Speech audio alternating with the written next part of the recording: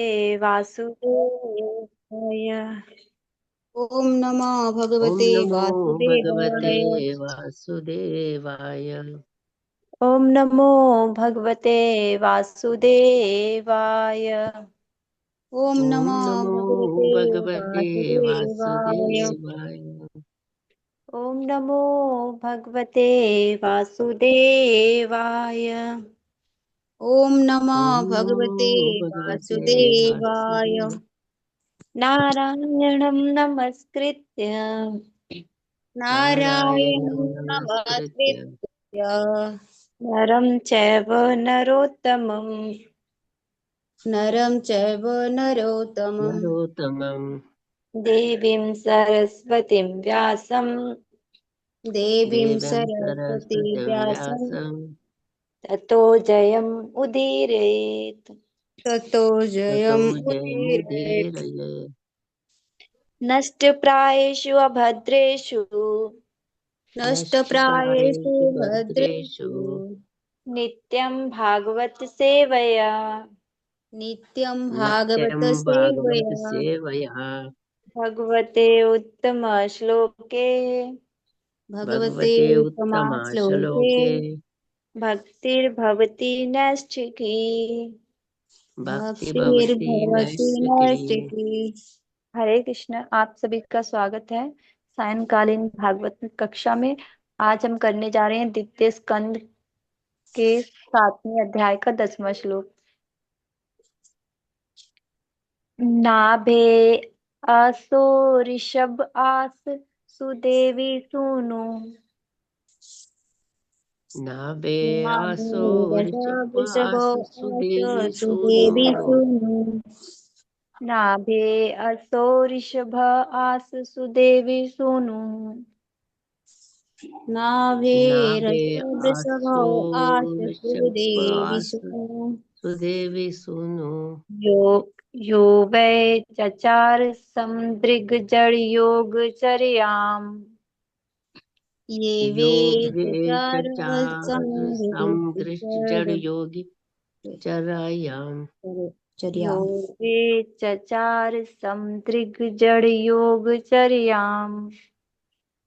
यो वे यो वे चचार चचार समदृढ़ जड़ जड़ योगी जड़ चरायाम। योग चचायम। यत्पारमहस्यं ऋषया पदम् आमन्ति आमनन्ति। यत् यत् परं पारमहंस्यं ऋष्या च पदम् पद्मानन्ति। आमन्त्रिते। यत्पारमहंस्यं ऋषया पदम् आमनन्ति। यत् परं यत् हंस्यां ऋषयः पारमहंस्यं पद्मा ऋषपदम् अमानते। आमनन्ति। स्वस्था प्रशान्ता करुणः परिमुक्तसङ्गः। स्वस्थः प्रशान्तकर्णा प्रशान्तकर्म परिमुक्तसङ्गः। विमुक्तसङ्गा स्वस्था प्रशांत कर्ण परिमुक्त संगा। स्वस्थः प्रशान्त कर्मणा स्वस्थ परिमुक्त प्रशांत संगः। प्रशान्तकर्मपरिमुक्तसङ्गा करना परिमुक्त संगा। ना नाभेरसा असोरिषभ आसु सुदेव सूनु। नभे नाभि असुर शब्द आस वृषभो सुदेव आस सूनु। सुदेवी सोनु। योर्वे चचार समुद्रिग जड़ योगचर्याम्। यो वे ये चचार चराग समुद्र समुद्र जड़ जड़ योगी योग चर्याम। चराम। यत्पारमहंस्यं ऋषया पद्मा आमनन्ति। यत् यत्परं हंस पारमहंस्यं ऋषं पद ऋषया पद्मानन्ति। आमन्ते। स्वस्थ प्रशांत कर्ण परिमुक्त संग। स्वस्थ स्वस्थः प्रशांत करण परिमुक्त प्रशान्तकर्णः संग। परिमुक्तसङ्गः। अभी आप सभी पठन कर सकते हैं। हरे कृष्णा माता जी, सादर प्रणाम। नाभेरसा वृषभ आशसु देवसूनु योर्वे चचार समुद्रगजडयोगचर्याम् यत् परमहंसं ऋषभः पद्म पद्मा पद्मामनान्ति स्वस्त्यः प्रशान्तकरणः परिमुक्तसङ्गः। हरे कृष्ण। हरे कृष्णा माता जी। नाभेरसा वृषभ आससु देवी सूनु योर्वे चचार समृज्जड योगचर्याम् यत पारमहंसं ऋषयः पदमानन्ति स्वस्थ प्रशांत कर्ण परिमुक्त संग।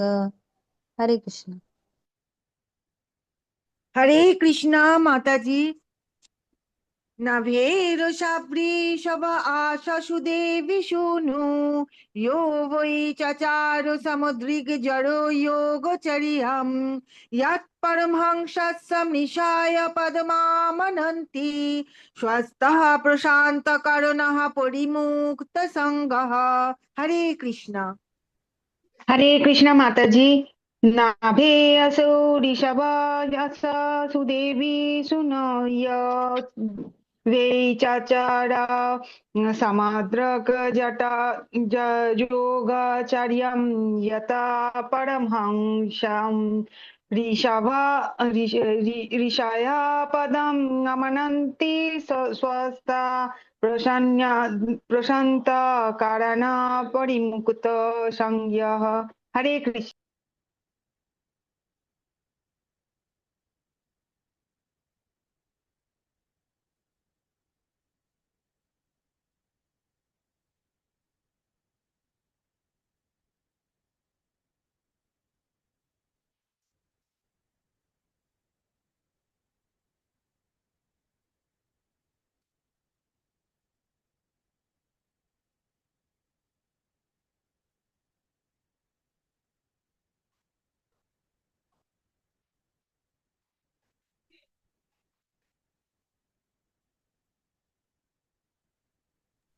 धन्यवाद आप सभी का।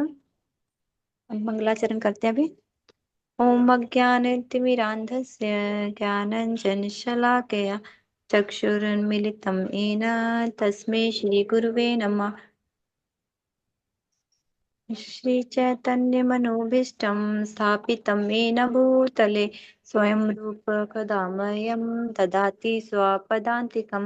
वन्देऽहं श्रीगुरु श्रीयुतपदकमलं श्रीगुरून् वैष्णवांश्च श्रीरूपं साग्रजातं सहगण रघुनाथान्वितं तं सजीवं साद्वैतं सावधूतं परिजनसहितं कृष्ण चैतन्यदेवं श्री राधा कृष्ण पादान सहगण ललिता श्री विशाखावितांश्च नमामि विष्णुपदाय कृष्ण पृष्ठाय भूतले श्रीमते भक्ति वेदांत स्वामिनी इति नामिने।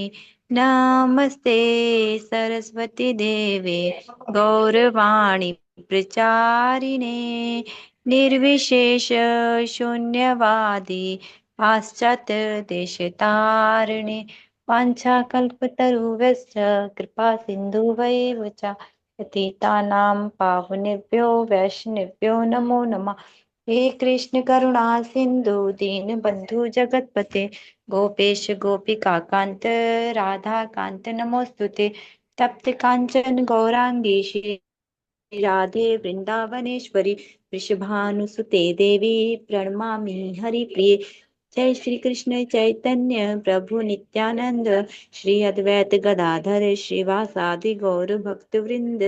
नमो महावदन्याय कृष्ण प्रेम प्रदायते कृष्णाय कृष्ण चैतन्य नामिने गौरतविषे नमः। हरे कृष्ण कृष्ण कृष्ण हरे हरे हरे राम राम राम हरे हरे। हरे कृष्ण कृष्ण कृष्ण हरे हरे हरे राम राम राम हरे हरे। हरे कृष्ण कृष्ण कृष्ण हरे हरे हरे राम राम राम हरे हरे। नाभेर असो ऋषभ आस सुदेवी सोनू।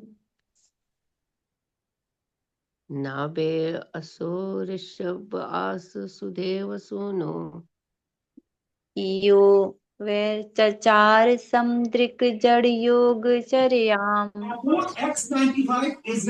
यो वे चचार योगे समृत जड चचार योग चरायाम। समाद्रविचर्योगचर्याम्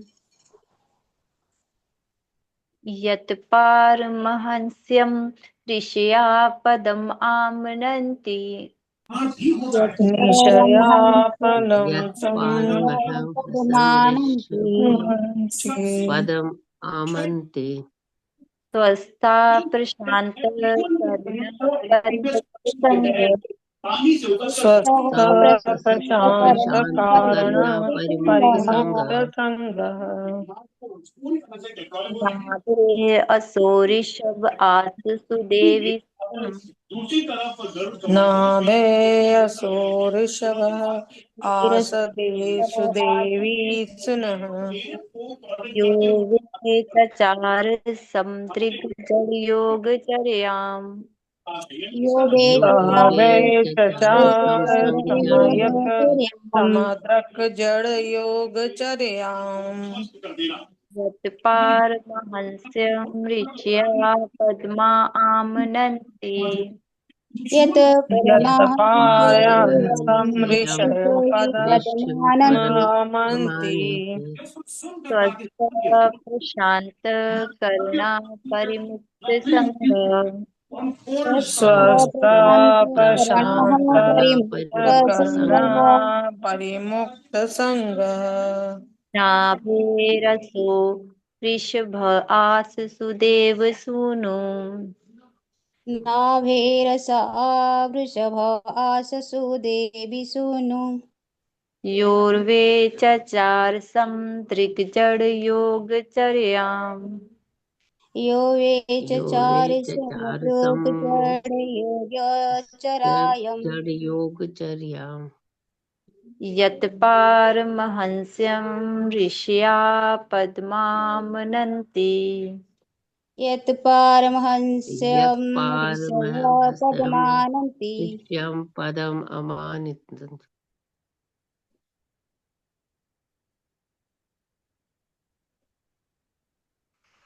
स्वस्थ प्रशांत करुणा परिमुक्त संघ। स्वस्थः प्रशान्तकरणः स्वस्थ प्रशांत करना परिमुक्तसङ्गः परिमुक्त संग। शब्दार्थ देखते हैं। नाभे महाराज नाभि के द्वारा। असो श्री भगवान। ऋषभ ऋषभ। आस हुआ सुदेवी सुदेवी का। सुनु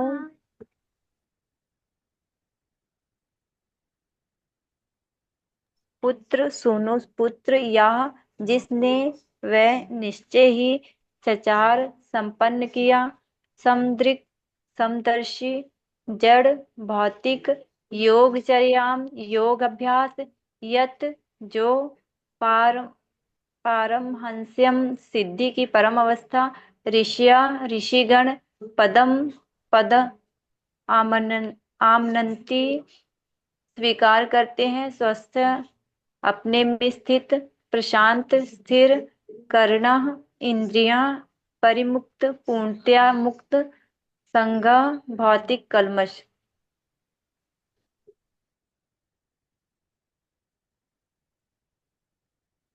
अनुवाद और तात्पर्य श्रील प्रभुपाद जी के द्वारा। श्रील प्रभुपाद जी की जय। राजा नाभि की पत्नी सुदेवी के पुत्र के रूप में श्री भगवान प्रकट हुए और ऋषभ देव कहलाए। अपने मन को समदर्शी बनाने के लिए उन्होंने जड़ योग साधना की।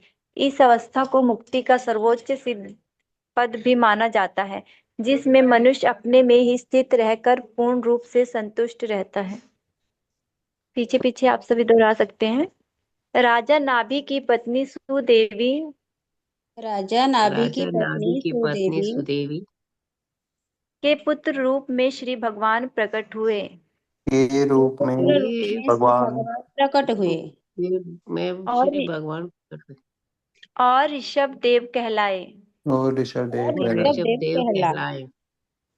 अपने मन को समदर्शी बनाने के लिए अपने अपने मन मन को को समदर्शी समदर्शी बनाने के बनाने के लिए लिए उन्होंने जड़ योग साधना की।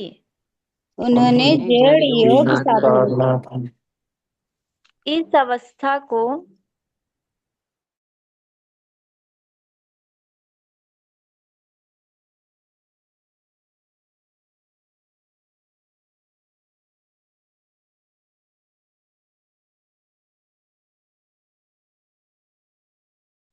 जिसमें जिसमें जिसमें मनुष्य मनुष्य अपने अपने ही में से ही स्थित रहकर पूर्ण रूप से रहकर पूर्ण रूप रहकर से पूर्ण रहकर रूप पूर्ण से रूप से संतुष्ट रहता है। संतुष्ट संतुष्ट रहते हैं। रहता है। तात्पर्य पढ़ सकते हैं।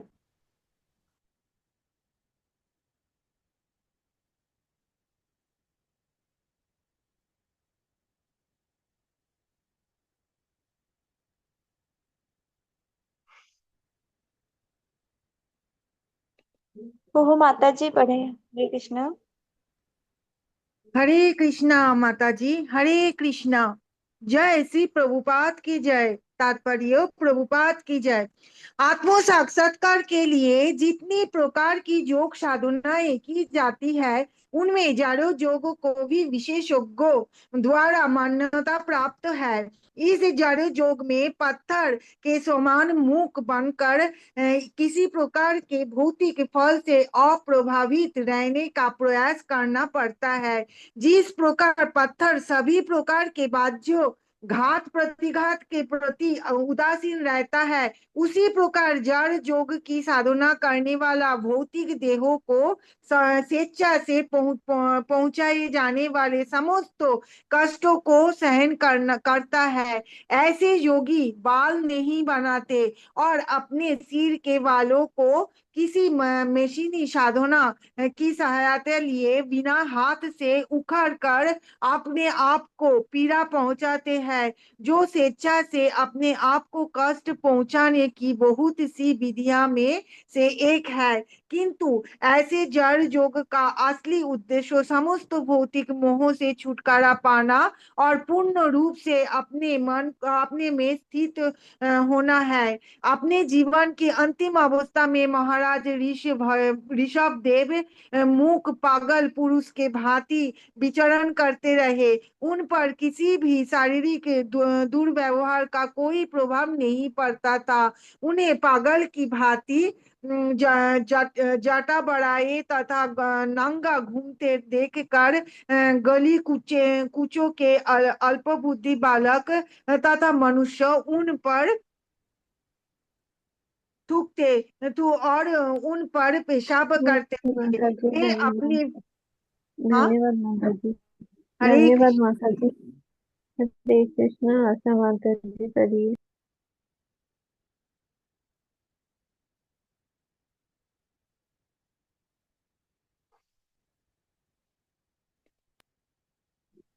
आशा माता जी हरे कृष्णा।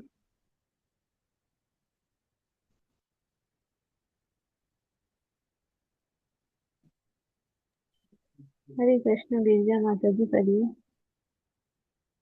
हरे कृष्णा माता जी, हरे कृष्ण सबको। शील प्रभुपाद की जय। तात्पर्य प्रभुपाद।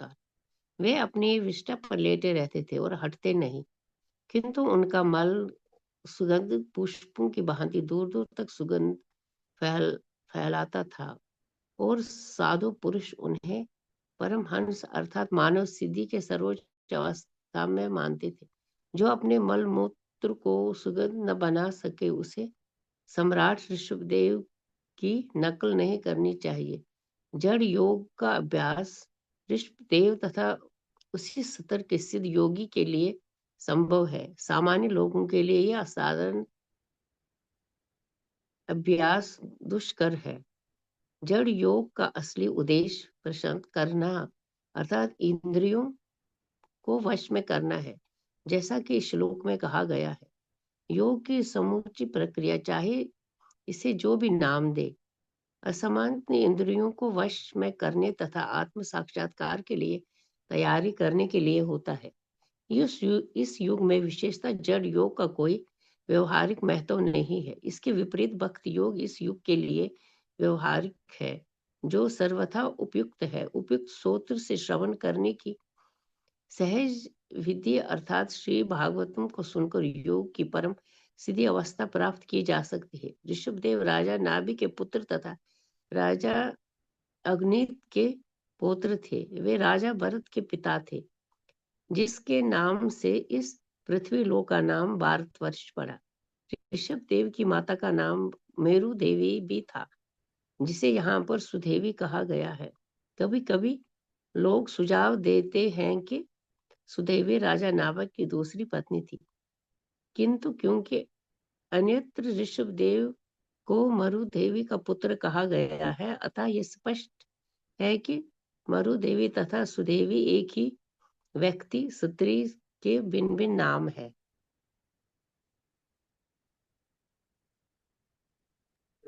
धन्यवाद माता जी माता। और भी है? नहीं माता जी। धन्यवाद। जी ठीक है, धन्यवाद। धन्यवाद माता जी।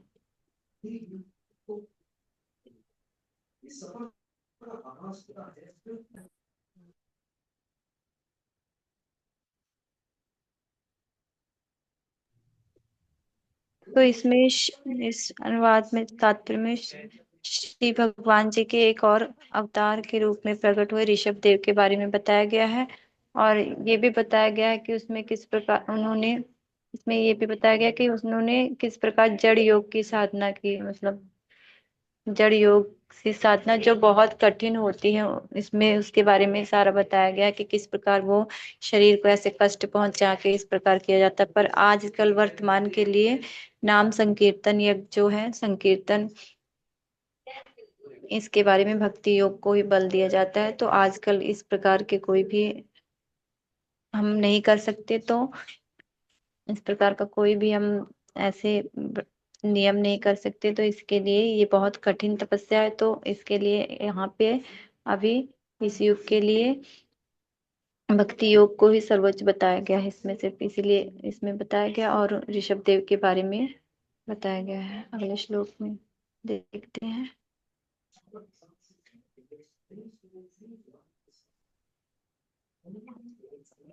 साथ में पढ़ते हैं पहले अनुभव। मेरे ब्रह्मा द्वारा संपन्न यज्ञ में भगवान है ग्रीव अवतार के रूप में प्रकट हुए। वे एक साक्षात यज्ञ हैं और उनके शरीर का रंग सुनहरा है। वे साक्षात वेद भी हैं और समस्त देवों के परमात्मा है। जब उन्होंने श्वास ली तो उनके नथनों से समस्त मधुर वैदिक स्तोत्रों की ध्वनियां प्रकट हुई। आप सभी पीछे पीछे दोहरा सकते हैं। मेरे द्वारा संपन्न यज्ञ में, मेरे द्वारा मेरे द्वारा संपन्न संपन्न यज्ञ यज्ञ में में श्री भगवान है ग्रीव अवतार के रूप में प्रकट हुए। श्री श्री भगवान है भगवान ग्रीव हरिग्रीव अवतार के अवतार रूप के में रूप में प्रकट हुए। प्रकट हुए। वे साक्षात यज्ञ हैं। वे वे साक्षात साक्षात यज्ञ यज्ञ है। हैं। उनके शरीर का रंग सुनहला है। उनके शरीर का उनके रंग शरीर सुनहला का है। रंग सुनहला है। वे साक्षात वेद भी हैं वे वे साक्षात साक्षात वेद भी वेद है भी हैं और समस्त देवताओं के परमात्मा हैं। और समस्त और देवता समस्त के देवों के परमात्मा है। परमात्मा है। जब उन्होंने श्वास ली तो जब उन्होंने जब सांस उन्होंने ली तो श्वास लिए तो उनके नथने से समस्त उनके उनके नथन नथुन से से समस्त समस्त मधुर वैदिक स्त्रोतों की ध्वनियां प्रकट हुई।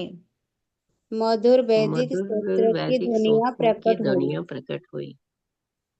तात्पर्य पढ़ सकते हैं। आशा माता जी, हरे कृष्णा।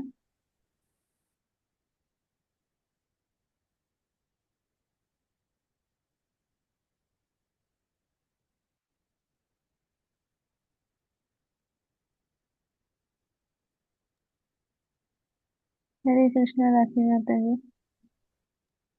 हरे कृष्ण माता जी। तात्पर्य श्रील हरे प्रभुपाद जी। कृष्ण माता जी। ओके, सुनाए। ठीक हरे है कृष्णा माता जी। माता जी आप नेक्स्ट कर देना। माता जी का अनम्यूट नहीं हो रहा था वो टाइम से। ठीक है, उनको करने के लिए हाँ बोलते हैं। रोकी कर देना। ठीक है राखी माता जी। जी माता जी, आशा माता जी पढ़ना चाहें पढ़ लेंगे। हाँ हाँ, वो लीव हो गए मैं भी। अब पढ़ लीजिए माता जी। जी जी माता जी। तात्पर्य श्रील प्रभुपाद जी द्वारा। प्रभुपाद जी की जय। वैदिक स्रोत प्राय उन सकाम कर्मियों के लिए हैं जो यज्ञ करते हैं और फल प्राप्ति की अभिलाषा से देवताओं को भी प्रसन्न करना चाहते हैं, किंतु श्री भगवान साक्षात यज्ञ तथा वैदिक स्रोत हैं।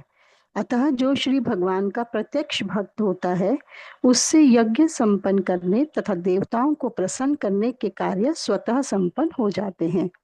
श्री भगवान के भक्त भले ही कोई यज्ञ संपन्न ना करें या वैदिक आदेशों के अनुसार किसी देवता को प्रसन्न ना करें, किंतु फिर भी वे सकाम कर्मियों अथवा विभिन्न देवों के उपासकों से उच्चतर पद पर रहते हैं। हरे कृष्ण। धन्यवाद माता जी। तो इसमें श्री भगवान के एक और अवतार के बारे में बताया गया है, हैग्रीव अवतार, जो साक्षात यज्ञ हैं उनके बारे में बताया गया है। और तात्पर्य में श्रील प्रभुपाद जी बता रहे हैं कि मतलब जो वैदिक स्रोत हैं वो जो सकाम कर्मियों के लिए जो फल की इच्छा से देवताओं को प्रसन्न करने के लिए करते हैं वो हैं।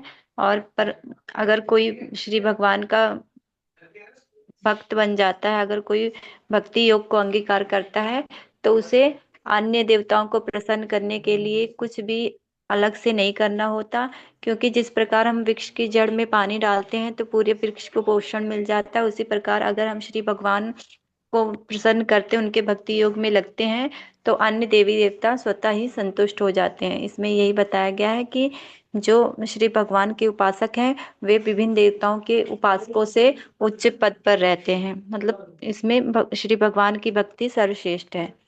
जो भगवान के भक्त होते हैं उन्हें कोई प्रयास से अन्य देवताओं की पूजा करने की कोई आवश्यकता नहीं होती, उनके सभी कार्य स्वयं ही पूरे हो जाते हैं। हरे कृष्णा। अगला अनुवाद पढ़ते हैं। कल्प के अंत में भावी वैवस्वत मनु सत्यव्रत देखेंगे कि मत्स्य अवतार के रूप में श्री भगवान पृथ्वी पर्यंत सभी प्रकार की जीवात्माओं के आश्रय हैं। तब कल्प के अंत में जल में मेरे भय से सभी वेद मेरे मुंह से निकलते हैं तथा श्री भगवान उस प्रवाह जल का राशि आनंद उठाते हुए वेदों की रक्षा करते हैं। आप सभी भी पढ़ सकते हैं पीछे पीछे। कल्प के अंत में भावी कल्प के अंत के में अंत में भावी भावी वैवस्वत मनु बेसत व्यवस्थित मनु मनु सतव्रत सत्यव्रत सत्यव्रत देखेंगे कि मत्स्य अवतार देखेंगे कि देखेंगे मत्स्य कि अवतार मत्स्य अवतार के रूप में श्री भगवान के रूप में श्री भगवान श्री भगवान पृथ्वी पर्यंत सभी प्रकार की पृथ्वी पर्यंत सभी प्रकार की सभी प्रकार की जीवात्माओं के आश्रय हैं। जीवात्माओं के जीवात्माओं के आश्रय है। आश्रय है। तब कल्प के अंत में तब तब कल्प कल्प के के अंत अंत में में जल में मेरे भय से जल में जल मेरे में भाई मेरे भय से सभी वेद सभी वेद सभी वेद मेरे मुंह से निकलते हैं मेरे मुंह से मेरे मुंह निकलते से हैं निकलते हैं तथा श्री भगवान उस प्रवाह जल का तथा श्री तब श्री भगवान भगवान उस प्रवाह जल का जल का राशि आनंद उठाते हुए राशि राशि आनंद आनंद उठाते उठाते हुए हुए वेदों की रक्षा करते हैं। वेदों की वेदों रक्षा की करते हैं। रक्षा करते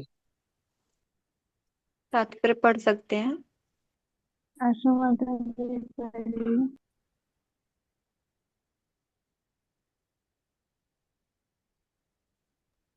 हरे पढ़िए माता कृष्ण जी। माता जी पढ़े। जी।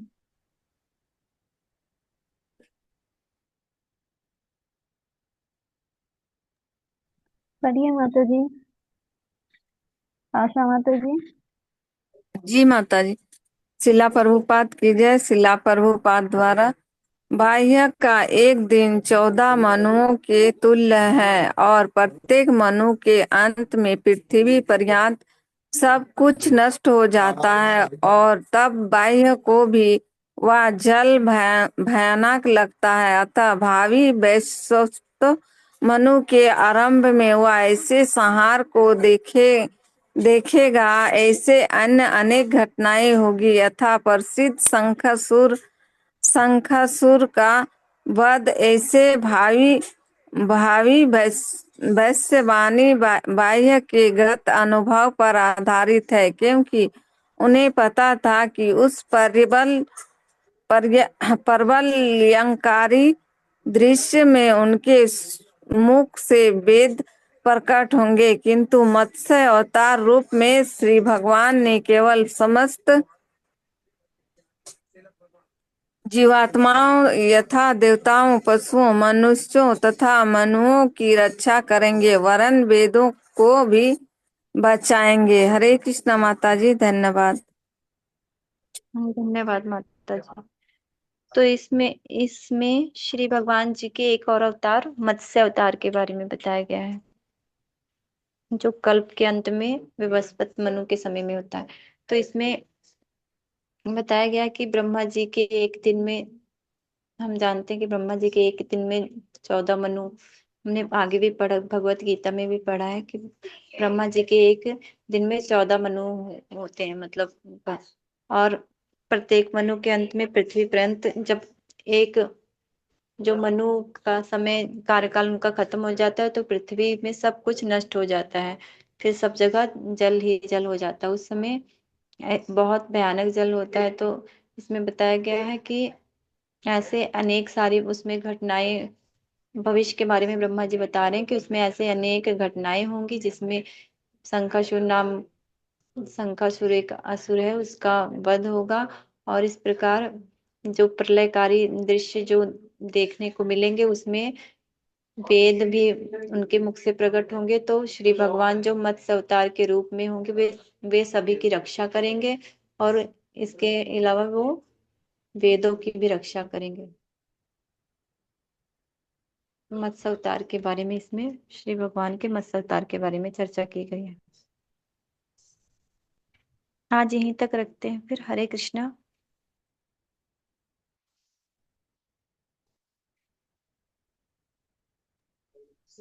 अगर किसी को बोलना है, कुछ ऐड करना है तो कर सकते हैं।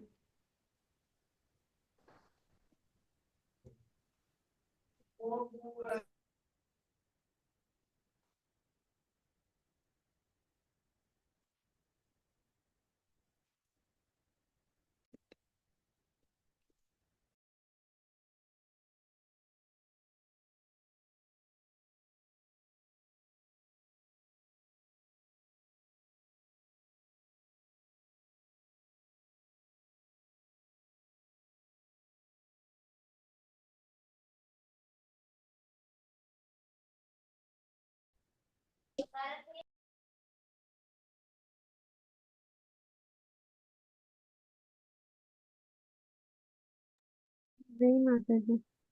राखी माता जी, आप कुछ बोलना चाहेंगे? हरे कृष्ण माता जी।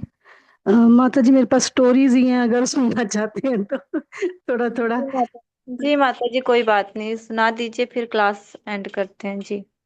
जैसे इसमें श्लोक नंबर 10 में ऋषभ देव के बारे में बताया है, तो ऋषभ देव का हम देख रहे हैं कि बता रहे हैं कि जड़ योग की साधना।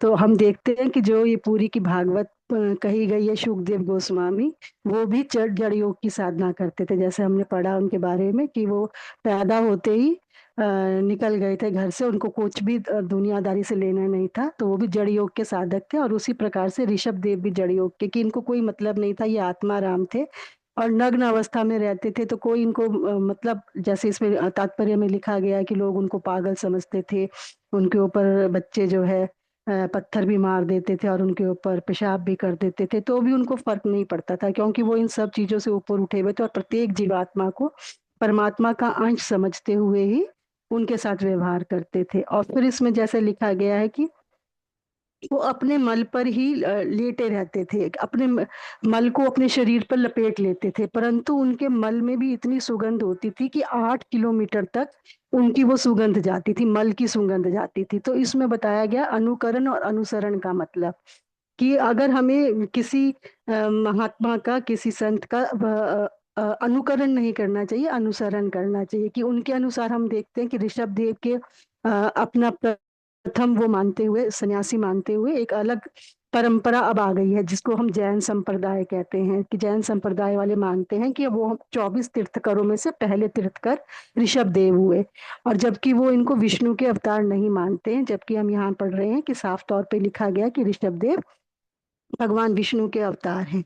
तो वो अनुकरण करते हुए आज भी नग्न घूमते हैं और अपने बालों को नोचते हैं हाथ से, ताकि वो जड़ साधना कर पाए। परंतु यहाँ पे तात्पर्य में प्रभुपाद जी ये बात क्लियर कर रहे हैं कि अगर हम इस तरह का अनुकरण करेंगे तो उनको ये भी देखना चाहिए कि जैसे उनके मल से 8 किलोमीटर दूर तक सुगंध आती थी, तो क्या वो लोग भी इस लायक हैं कि उनके मल से इस प्रकार की सुगंध आती है। तो अगर ऐसा नहीं है तो बाकी अनुकरण जो नग्न दिगंबर रहकर करते हैं या फिर अपने सर के बाल नोचते हैं, तो उनको ऐसा भी नहीं करना चाहिए। तो इसमें ये मिलता है। फिर श्लोक नंबर 11 में हम देख रहे हैं कि हयग्रीव का बता रहे हैं। तो हयग्रीव के बारे में शायद हम सभी लोग थोड़ा बहुत जानते हैं कि सृष्टि के प्रारंभ में क्या हुआ था। जब ब्रह्मा जी को वेदों का ज्ञान दिया गया था भगवान विष्णु के द्वारा, तो उसके बाद मधु और कैटव नामक 2 दैत्य थे, और वो